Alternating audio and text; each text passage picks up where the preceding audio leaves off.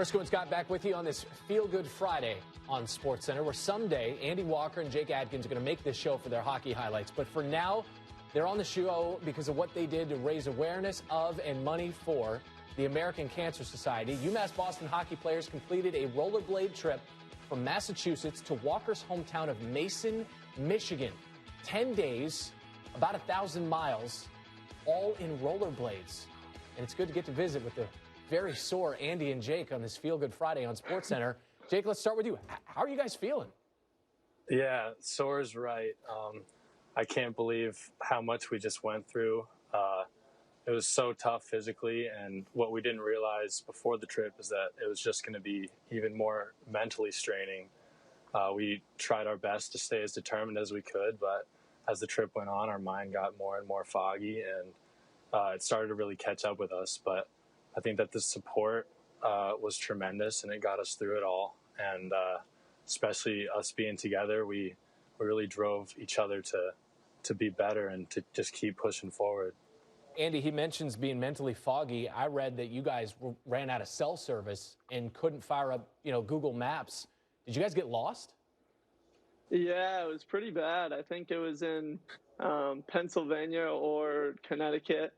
And we stopped because both of our maps shut out. We had 3 people following us in the car, and all of them lost signal as well. So that was kind of a setback.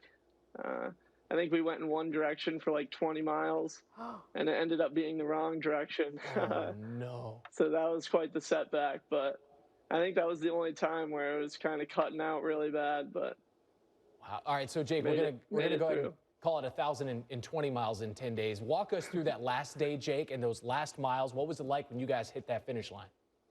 Oh my God, I can hardly put it into words. It was the best feeling in the entire world. We stopped about 3 miles out because we were running a little early. We wanted to make sure the news stations and everyone was all there for us. And as soon as we turned down Broken Hills Drive, I couldn't believe it.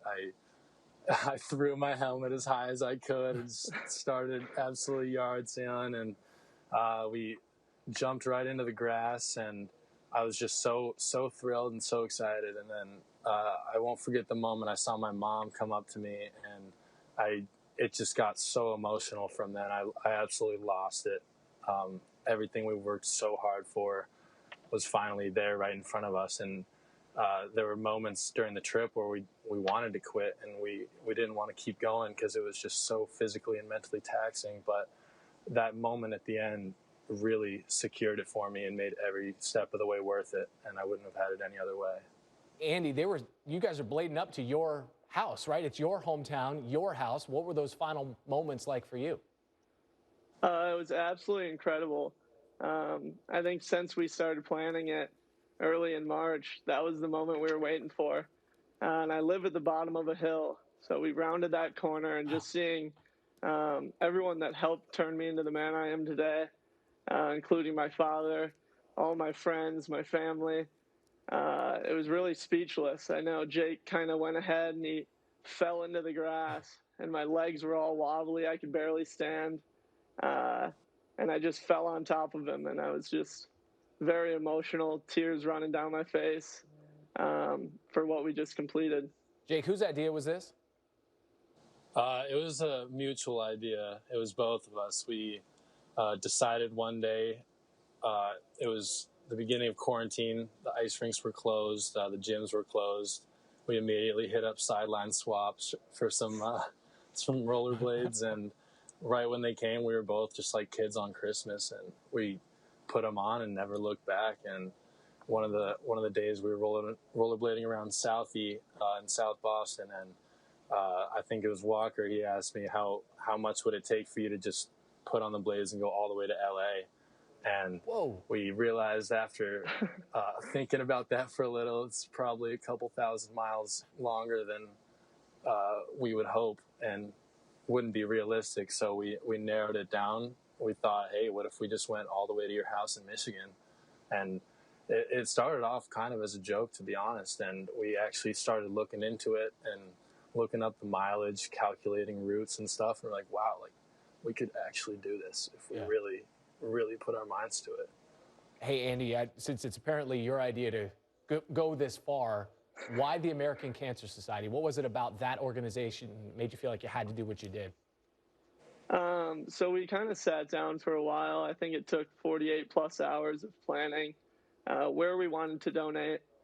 And during COVID, cancer is still a very real thing. It didn't slow down.